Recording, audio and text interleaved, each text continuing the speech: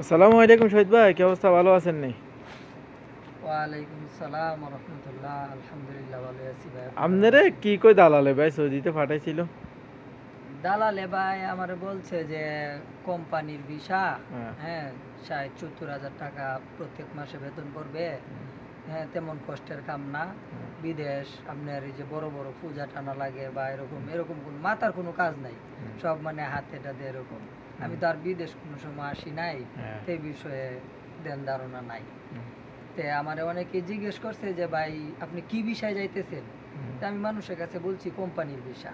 হ্যাঁ, হ্যাঁ, কারণ আমি তো জানি না এটা কি ভিসা। হুম, পরে বিদেশ আসলাম, বিদেশ আইসা দেখি যে এটার নাম ফ্রি ভিসা। ফেরি এই বিষয়। বুঝলাম এখানে আইসা। হুম, এর আগে তো আর আমি কিছু বুঝি না, আমি বলছি কোম্পানির ভিসা। বলছে আমার মার্কেটে কাজ দিব, হুম, এয়ারপোর্টে কাজ দিব, এরকম বলে আমারে পাঠাইছে। হুম, এরপরে ভাই আমার বিদেশ পাঠানোর পরে আর কোনো কিছু খবর টবর নেয় নাই হুম, দালালে। এই পরিস্থিতিতে আমি আছি আমার বা আমি ঘুরতেছি হুম, চলতেছি এরকম। কোথাও কাজ পাইলে করি, নাহলে করি না। টানা ৪ মাস আমি বসা বর্তমানে। এখন কোনো কিছু খুঁজে পাইতাছি না, এখন দেশে যাওয়ার প্ল্যান করতেছি আর কি। আপনি আইছিলেন কতদিন হয়েছে? আমি আসছি ভাই ১২-১৩ মাস হয়েছে। 13 ১৩ মাস মাস হইতে হয়েছে। এখন 4 মাস বসা, আশি কয় মাস বসা ছিলেন? প্রথমে আইসা ১ মাস বসে রইছি, পরে হ্যাঁ, কাজ করছি ২ মাস, পরে আবার ১.৫ মাস বসা, হ্যাঁ, এরপরে আবার ৪-৫ মাস কাজ করলাম, এখন টানা ৪ মাস বসা।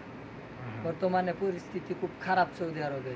হুম, হ্যাঁ, আমি ভাই ৪-৫ মাস আগে কাজ করছিলাম, এই বেতন এখনো পাইনি। হুম। এখন দালালের কথা শুনি কি সৌদি আরবে কি আসা ঠিক হবে? ভাই এখন যারা সৌদি আরব আসতে চায় আমি মনে করি ভালো করে যাচাই করে সব কিছু, তারপরে যদি একিন হয় তার উপর একবারে নিজস্ব কোনো লোক থাকে তাহলে আসতে পারে, না হলে না আসাটাই ভালো। দালালে কি আজ পর্যন্ত আপনার কোনো খোঁজ খবর নিয়েছে? না, দালালে আমার এতটুক, দালালের সাথে কথা হয়েছিল আমার কয়েক মাস আগে। আমি বলছি যে ভাই আপনি কি বইলা পাঠাইলেন আর কি হইলো? আমি বলছি আপনার দ্বারাতে তো আমার কোনো উপকার হইলো না।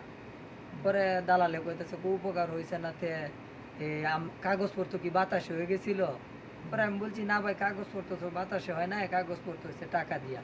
মানুষ বিদেশ আসলে যা দেয় তার চেয়ে আমি আপনারে বেশি দিছি, এজন্য আপনি কাগজপত্র করছেন। এতটুকুই। মানে আপনার থেকে কত টাকা নিয়েছিল দালালে? দালালে আমার কাছ থেকে, হ্যাঁ, ৫,০০০ ৫,০০,০০০ টাকা নিছে। আর বাকি সব খরচ আমার, মেডিকেল যা মানে যাবতীয় খরচ হ্যাঁ, আমার, ক্যাশ ৫,০০,০০০ আমি ওরে দিচ্ছি। হয় আপনার 6-7 লাখ টাকা আপনার হ্যাঁ, প্রায় গেছে। ৬-৭, ৬ এর মতোই গেছে। হ্যাঁ, এরকম এখন কি দালালের কথা শুনি কি যারা বাংলাদেশ থেকে